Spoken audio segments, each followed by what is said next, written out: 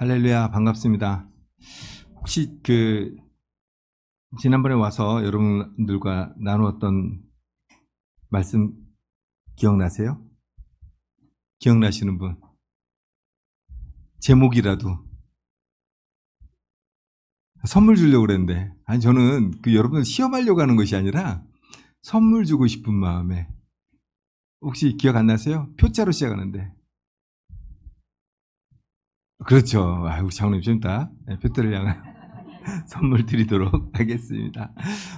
저는 여러분들이 항상 기도해 주시고 같이 마음을 품어주신 불가리아에서 왔고요. 그리고 저의 아내 원정숙 선교사하고 그리고 또 김현미 선교사님 부부 그리고 우리 가장 큰 마음으로 함께 동역해 주시는 이현정 사모님 이렇게 함께 같이 왔습니다. 불가리아에 일당 100이니까 저희들이 지금 한 500명이 와 있는 거예요, 여기에. 그죠? 여러분들은 지금 몇 명이 있는 거예요, 여기에? 2,000명이 여기 다 있는 거죠, 그죠? 2,000명. 함께 예배 드리니까 너무 감사합니다. 잠깐 기도할게요. 하나님 아버지 감사합니다. 이제 말씀을 저희들 보려 합니다. 하나님, 저희들의 삶 속에서 드러났던 하나님의 능력이 이 시간에 간증되어 하나님께 영광 될 수 있도록 허락하여 주시옵소서.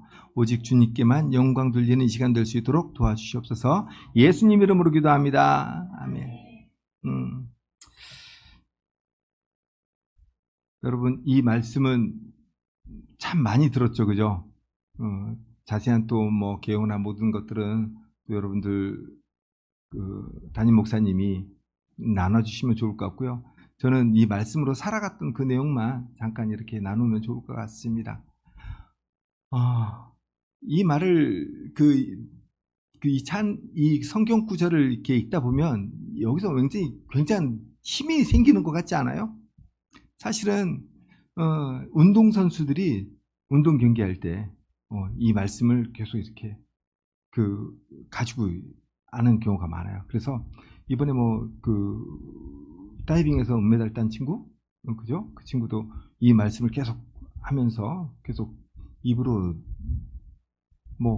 주문을 외우다시피 중얼중얼 하면서 내게 능력 주신 자에서 내가 모든 것을 할 수 있습니다라는 그런 고백들을 하고는 메달 땄잖아요. 럭비 선수 중에도 이런 친구들이 있고 크리스찬 운동선수 중에서는 이 말씀을 의지하는 사람들이 많아요. 로버트 슐러라는 목사님은 이 말씀을 가지고 큰 교회를 이루었어요.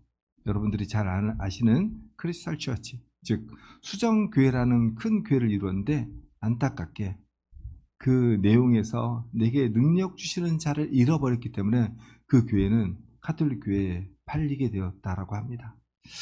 그런 걸로 봐가지고는 우리들에게 능력 주시는 하나님, 글쎄요, 우리들에게 하나님은 어떤 하나님일까요? 여러분 한번 고민을 해봐야 될 것 같아요. 생각해 봐야 될 것 같아요. 저도 생각하고 고민을 해봤어요. 내게 능력 주시는 자는 누구일까? 그 능력이라는 것은 과연 무엇일까? 세상적으로 성공하고 큰 교회를 이루고 큰 선교의 어떤 성과를 나타내는 것이 그게 능력일까? 라는 생각들을 해보았습니다. 지금 우리 하태선 목사님 말씀하신 대로 나이트클럽을 사가지고 교회를 이루었다? 그것도 감사하죠. 하지만 그게 하나님의 주신 능력으로 그럴 것이 된 것인가? 아니면은 나의 어떤 욕심이나 어떤 술책, 방법, 지혜라고 생각하는 어떤 그런 지식적인 것들을 가지고 그런 것들을 만들어내는 것이 아닌가? 참 두렵고 떨리는 마음이 있는 것 같아요. 오늘 말씀을 보면서 좀 여러 가지를 생각하게 되었습니다. 오랫동안 지난번에 여러분들과 표대를 향해서도 그것도 빌립보서 3장이거든요. 그죠? 3장인데 여러분들에게 빌립보에서 제가 회심했던 내용 장로님 기억나시죠? 장로님만 자꾸 이야기해야 될 것 같아요. 설교가 이렇게 소통되면 좋은데, 그죠? 그 빌립보에서 사도 바울은 교회를, 유럽의 첫 번째 교회를, 그것도 아름다운 교회를 세워놨어요. 지금도 그 교회에 터는 있어요. 그 교회에 터는 있고, 그렇게 아름다운 교회 터를 세우고 교회를 만들어 놨는데 그 뒤로 데살로니가로, 베레아로, 아테네로, 고린도로 가다 보니까 그 교회의 어떤 형편이나 사정을 들을 수가 있게 되었습니다. 그 교회의 형편이나 사정이라는 게 뭐냐면 그 교회가 분란이 있다는 거예요. 서로 내 교회 안에서 다툼이 있다는 거예요. 그 마음에 바울은 안타까운 마음으로 그 교회를 향해서 편지를 쓴 것이 바로 이 빌립보서인 것 같습니다. 거기에 대한 어떤 과제는 성경의 이 내용들을 보면 무엇이냐면요. 빌립보서 2장에 보면 이렇게 써 있습니다. 그러므로 그리스도 안에서 무슨 권면이나 사랑의 무슨 위로나 성령의 무슨 교제나 긍휼이나 자비가 있거든 마음을 같이하여 같은 사랑을 가지고 뜻을 합하여 한 마음을 품어 아무 일에든지 어떠한 일에든지죠. 다툼이나 허용으로 하지 말고 오직 겸손한 마음으로 각각 자기보다 남을 낫게 여기고 각각 자기 일을 돌볼 뿐더러 각각 또한 다른 사람의 일을 돌보아 나의 기쁨을 충만하게 하라 라고 얘기했습니다. 바울은 빌립보 교회를 향해서 쓰는 이 편지의 내용에 절절한 안타까움이 있어요. 왜? 유럽의 첫 번째 열매잖아요. 그리고 그 교회가 헌금한 것이 데살로니가에 있을 때뿐만 아니라 계속 지속되었던 거고 동역했던 거고 빌립보 교회가 바울을 도왔을 뿐만 아니라 동역했을 뿐만 아니라 바울 또한 그 교회를 사랑하는 마음으로 품는 마음으로 같은 마음으로 그 교회가 온전히 하나님께 올려드려지는 교회가 되기를 간절히 소망했는데 들리는 소문은 어떤 소문이었어요? 그 교회 안에 분란이 있더라라는 이야기죠. 그래서 바울은 성령으로 하나됨을 이야기합니다. 그래서 다른 사람을 나보다 낫게 여기고 서로를 돌보라라는 그런 주문들을 해요. 그리고 뭐라고 얘기하냐면 예수를 본받아라고 얘기합니다. 읽었던 부분 계속 읽으면 5절입니다. 2장 5절인데 너희 안에 이 마음을 품으라 곧 그리스도 예수의 마음이니 그는 근본 하나님의 본체시나 하나님과 동등됨을 취할 것으로 여기지 아니하시고 오직 자기를 비워 종의 형체를 가지사 사람들과 같이 되셨고 사람의 모양으로 나타나사 자기를 낮추시고 죽기까지 복종하셨으니 곧 십자가에 죽으심이라. 이러므로 하나님이 그를 지극히 높여 모든 이름 위에 뛰어난 이름을 주사 하늘에 있는 자들과 땅에 있는 자들과 땅 아래에 있는 자들로 모든 무릎을 예수의 이름으로 꿇게 하시고 모든 입으로 예수 그리스도를 주라 시인하여 하나님 아버지께 영광을 돌리게 하셨느니라 그랬어요. 예수님을 본받으라 라고 이야기하는 것이에요.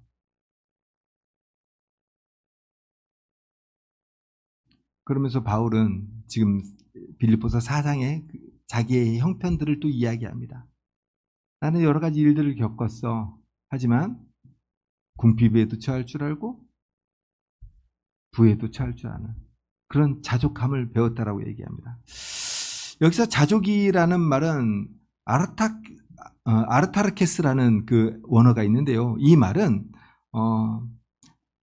아우토스 자신이라는 말과 타르케오 충분하다는 말에서 유래된 거라고 합니다. 이 자족하는 만족하는 삶 또 한편으로 해석을 하면 이것은 양식이란 양식의 목 그날의 양식이란 뜻을 가지고 있어요. 그러니까 그날의 양식이라는 건 뭐죠? 만나인 거죠. 하나님께서 우리에게 허락하여서 공급하여 주신 그 만나 그것들로 우리가 충분히 자족해야 된다고 얘기해요. 근데 우리의 형편은 어떻습니까? 이스라엘 백성하고 똑같죠? 그래서 뭐라고 얘기하죠? 애굽에 있을 때는 우리가 고기를 삶는 솥에서 그 꼬챙이로 고기도 먹고 그리고 부추도 먹고 뭣도 먹고 막 그런 얘기를 하지 않습니까? 우리가 그래요. 그러니까 하나님께서는 능력이 없으셔서 그런 것들을 안 주는 것이 아니라 우리가 자족하고 만족하는 삶을 살기 위해서 그렇게 허락하셨는데 그런 이스라엘 백성을 보고 하나님께서는 매출하기도 보여주셨죠. 그리고 혼도 내셔요. 왜?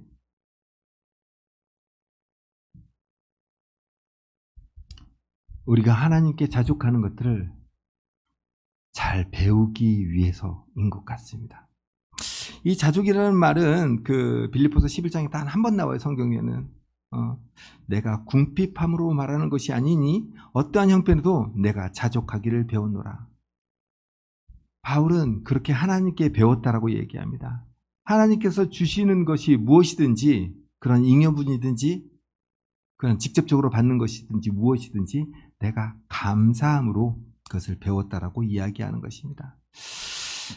부유함, 가난함 모두 자기의 삶의 일부로 받아들이는, 그것이 가난함이나 부유함이 목적이 아니라 그것 자체도 어떤 나의 삶의 일부, 과정이라고 생각하는 거죠. 그것이 목적이 아닌 것이죠. 근데 우리는 이 땅에 살아가다 보면 그것을 가끔은 목적처럼 여기는 것들이 너무 많은 것 같아요. 여러분들 혹시 그거 아세요? 우리나라 중상층 조건이 어떻게 되는지 아세요? 우리나라 중산층 조건은 20평 정도 되는 부채 없는 아파트가 있어야 되고 2000cc 이상 정도 되는 자동차가 있어야 되고 1년에 한 번 정도는 외국을 나가야 되고 그리고 연봉 1억 정도의 월급을 받아야 되고, 그게 우리나라 중상층 기준이랍니다. 대한민국에. 그럼 다른 나라들은 어떨까요? 영국 같은 경우에는 내가 할 줄 아는 외국어가 두어 개가 더 있어야 되고, 그리고 약자를 보면 돌봐주고 싶은 그런 마음이 있어야 되고, 그리고 정기적으로 구독하는 개혁적인 그런 매거진이 있어야 된다고 얘기합니다. 프랑스도 다르지 않고요. 미국도 다르지 않아요. 심지어는 어느 정도 내가 다른 사람하고 특별한 레시피를 가지고 있는 요리를 할 줄 아는 사람이 되어야지 중산층 정도라고 생각해요. 우리나라 개념하고는 어때요? 많이 다르죠. 우리나라는 굉장히 힘들고 어렵고 가난하게 살았대요. 저 어렸을 때도 조금 느꼈던 것 같아요. 근데 그전에는 더 어렵게 살았대요. 전쟁 직후였으니까. 그래서 그런지 하나님께서 복을 주셔서 성공해야 된다는 그것만 가지고 내게 능력 주시는 자 안에서 능치 못할 일이 없다라는, 내가 하지 못하는 일이 없다라는 그 마음들이 산업전선에서 그리고 가정에서 직장에서 있었던 것 같아요. 그래서 마치 그것이 목적인 양, 그것이 표대인 양 열심히 달렸던 것 같아요. 물론 그게 나쁘다라는 건 아니에요. 하지만 본질을 잃어버렸을 때 우리는 막바지에 달라서 허망한 것들을 느낄 수 있습니다. 우리 가끔 그러한 것들로 대비될 때 탤런트나 그런 사람들을 이야기하지 않습니까?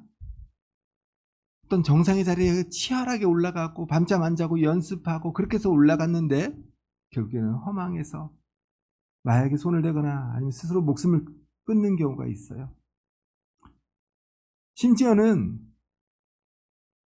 경제적으로 사업적으로 굉장히 성공하고 부흥된 사람들도 그런 경우가 있습니다. 선교사들도 다르지 않고 목사들도 다르지 않아요. 똑같아요. 사람이기 때문에 세상적인 것에 기준을 맞춰서 그것이 목표인 양 그렇게 살아간다면 그 끝의 자리에서는 허망함을 느낄 수밖에 없는 것 같아요. 근데 오늘 바울은 그러한 모든 것들을 다 경험해 본 자기의 이야기들을 이야기합니다.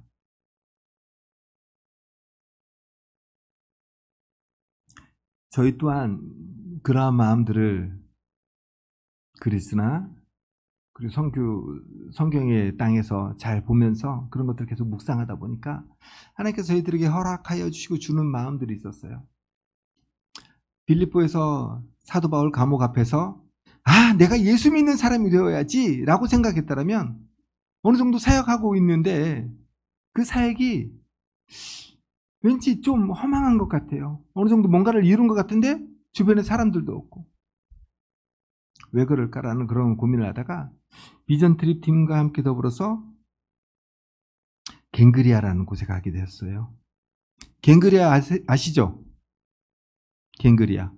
갱그리아는 성경에 딱 2번 나와요. 그래서 모르는 사람들이 있을 수가 있을 것 같아요. 하나는 로마서의 베베 집사를 그 로마서를 들고 로마로 가게 천거한 사람이 그 출신이 갱그리아다 해서 갱그리아 출신 베베 집사에 대한 이야기가 나오고요. 또 한 번은 사도 바울이 이 2차 전도 여행을 쭉 끝내고 맨 처음에 뭐 여러분 잘 아시잖아요.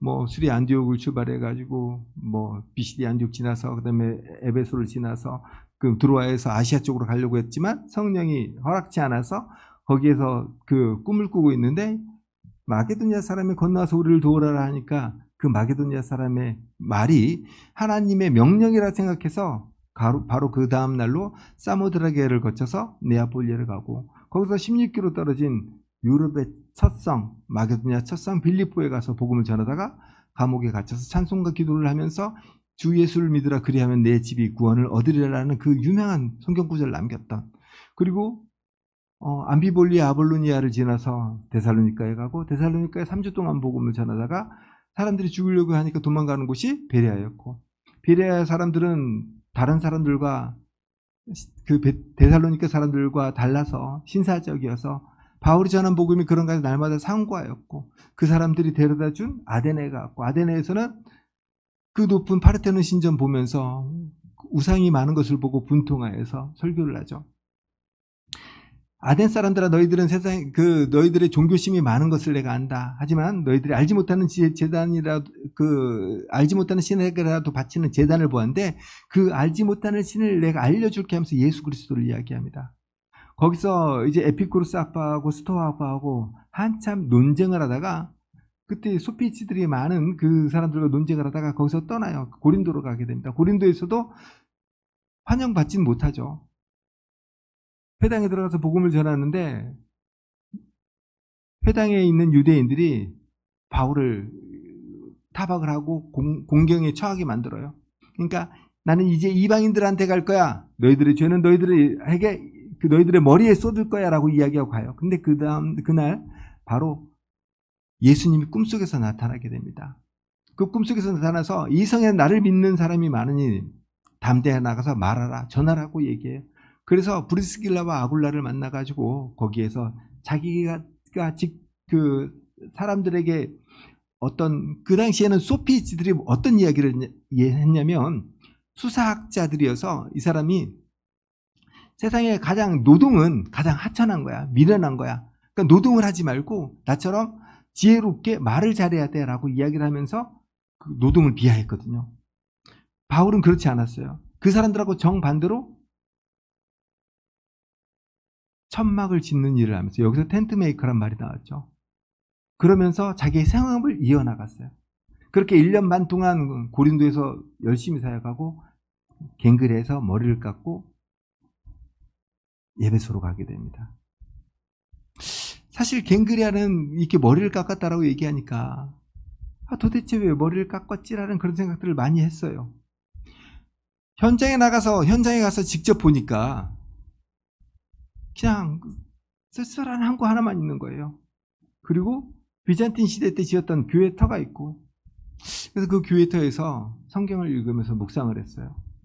과연 여기서 어떤 서원을 했고 왜 머리를 깎았을까? 당시에는 로마는 한 150만 정도 인구가 살았고요. 그리고 고린도에는 한 75만에서 80만 정도 되는 인구가 살았대요.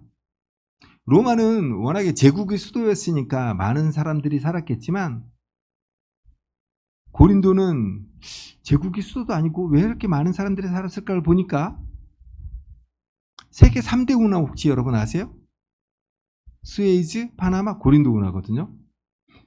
그 운하가 있기 전에는 로마 쪽에서 고린도만을 통해서 오는 배가 고린도에 이제 물건들을 내려놓으면 그 물건들을 노예들이 지고 갱그리아 항구까지 날랐대요. 지금은 고린도 운하가 파져서 그 운하가 6km 정도가 되거든요. 6km 정도가 되는데 그 당시에는 한 10km 정도 되는 그 구간을 사람들이 날랐다는 거예요. 왜 진작에 그렇게 운하를 파서 그 배가 다녔으면 좋았겠지라고 여러분들 생각하시겠죠? 누구나 그런 생각을 해요. 네로도 그 생각을 했답니다. 네로 하면 여러분들 잘 알다시피 로마의 유명한 좀 약간 정신이 좀 나간 그런 왕으로 여러분 아시잖아요. 그 사람 머리가 되게 좋았어요. 그래서 자기가 금으로 삽을 만들어가지고 삽질을 하면, 시삽식을 하면 그다음에 많은 사람들이 파겠지라고 생각을 했었어요. 근데 그때는 파지를 못했다고 합니다. 그러니까 여전히 바울이 있었던 시대에는 사람들이 물건을 날랐던 거죠. 그 수많은 물건을 날랐기 때문에 그곳에는 엄청나게 많은 노예들이 있었어요. 배가 작으면요, 통나무를 밑에다 깔고 배를 세워서 배를 밀어서 갱그리 항구까지 갔다라고 얘기합니다. 거기에 가면 그 당시에 그렇게 노예들이 배를 밀었던 그림이나 그런 것들이 있어요. 근데 그 그림에 보면요, 희한하게 사람들이 머리를 빡빡 깎았어요. 그 당시에는 그랬다고 얘기합니다. 노예라고 낙인을 찍거나 아니면 밤에라도 알아볼 수 있을 정도로 머리를 깎았다라고 얘기합니다.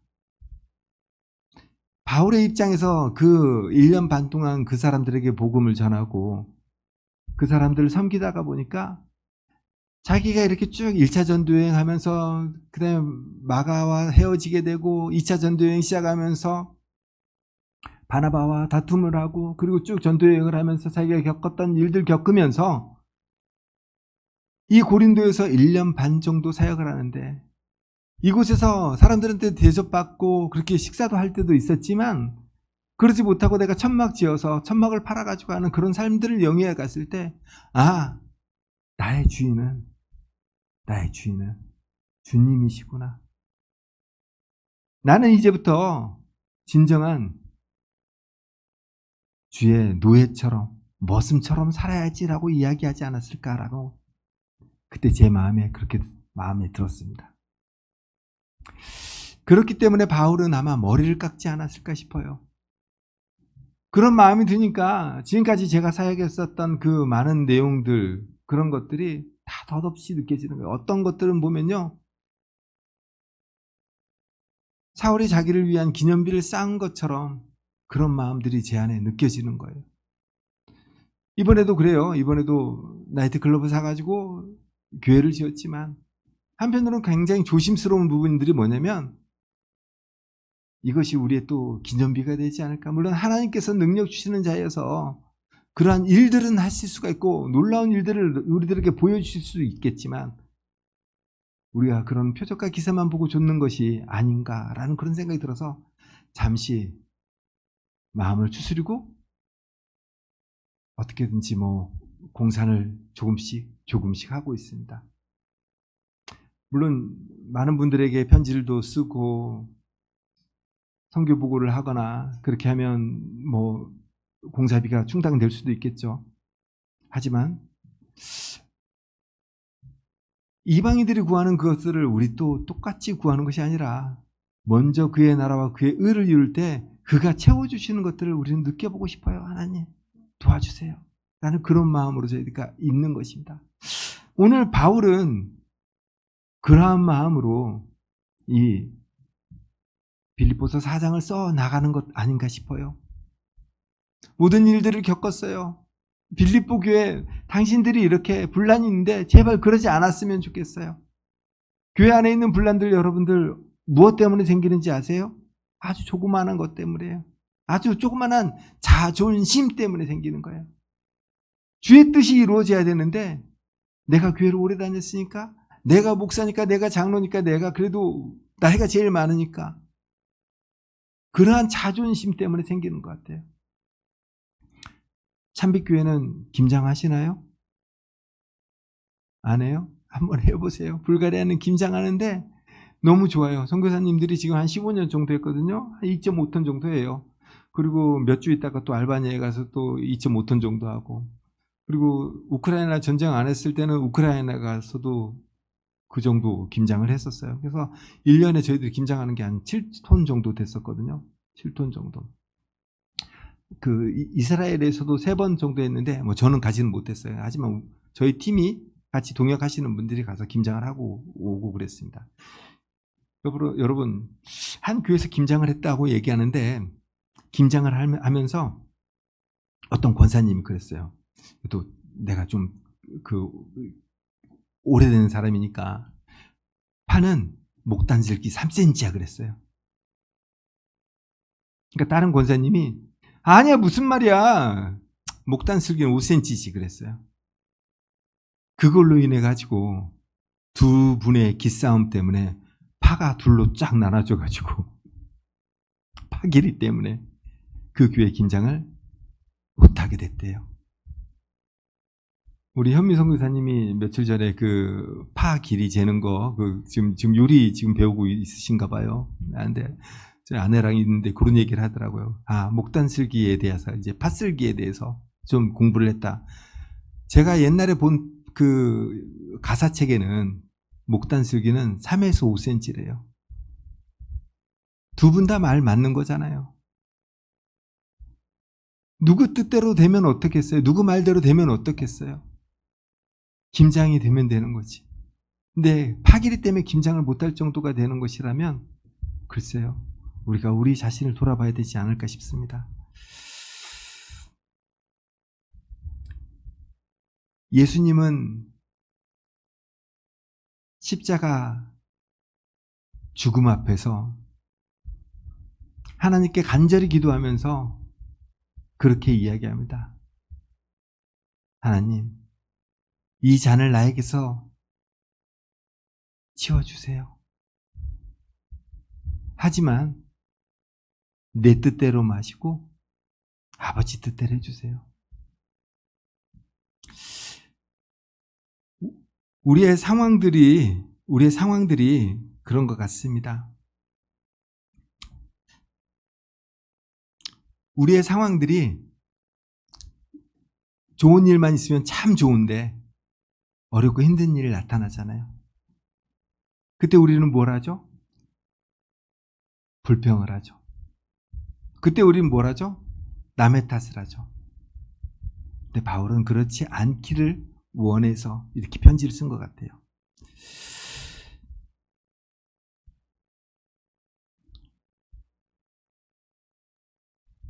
빌립보서 2장에 이렇게 써 있습니다.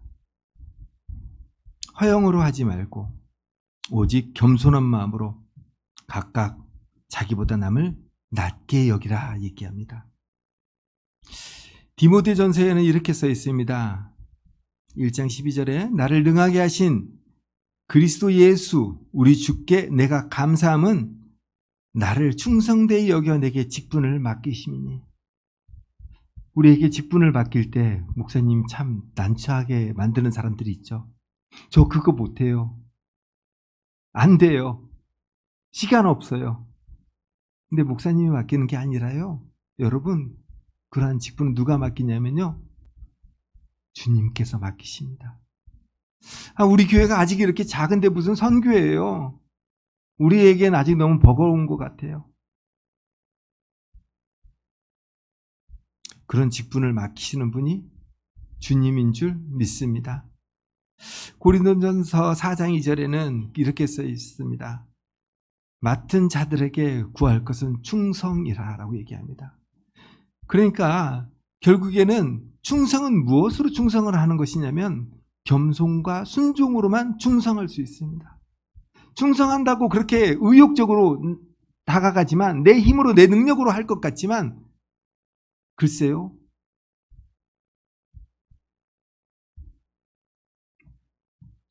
그렇게 될 수 없는 것 같아요. 시간이 없으니까 잠깐만 하나만 예화를 두고 마무리를 지을게요. 스파르타 여러분 아시죠? 아시는 분? 한 분. 스파르타 모르세요? 스파르타식 교육. 그게 그 그리스에 있는 도시국가 중에 하나의 스파르타거든요. 그 사람들이 페르시아 사람들이 100만 명이 왔을 때 그 사람들하고 대항하러 가는 사람들이 몇 명이냐면 300명이에요. 몇 명이요? 300명. 자, 100만 대 300명 누가 이길까요? 예?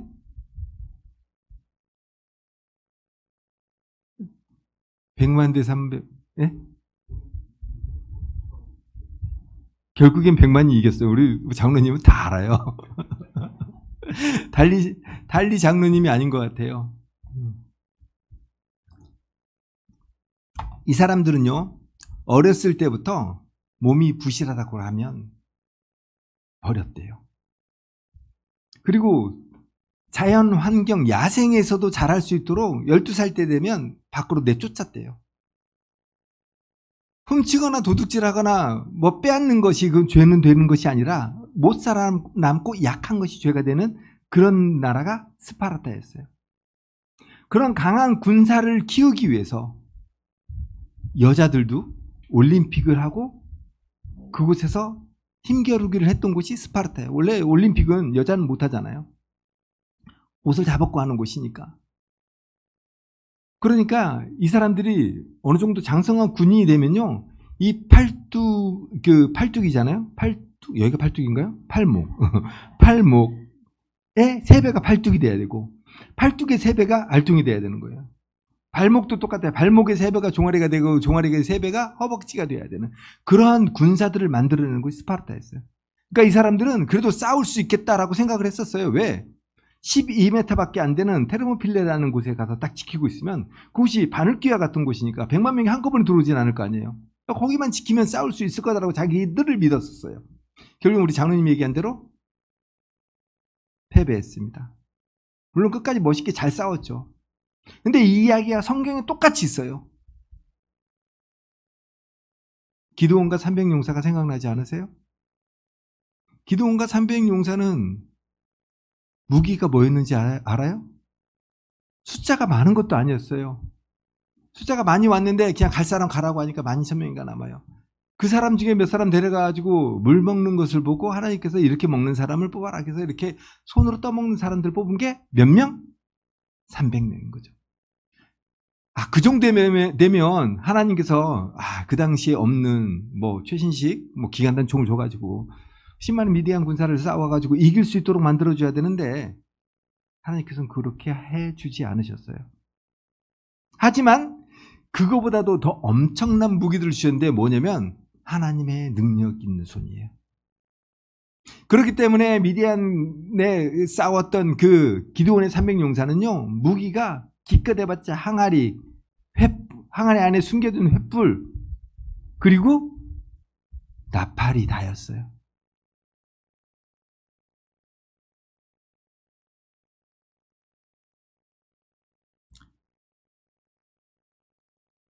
우리가 살아가는 이 세상에서 우리의 하나님은 누구실까요? 완벽한 스펙과 그리고 환경들, 심지어는 부와 건강과 좋은 가족들과 지인들과 인맥과 그런 것들을 장착해 주셔가지고 이 세상을 넉넉하게 이길 수 있는 그런 능력을 주시는 하나님일까요? 선교지에서도 그래요. 그렇게 열심히 사역하고 하면은 막 좋은 일들이 일어나고 많은 사람들이 동역자들이 붙고 선교비가 많아가지고 하는 일들이 척척 잘 되고 병원도 세우고 학교도 세우고 막 그랬으면 좋겠어요. 근데요, 오히려 하나님께서는 우리에게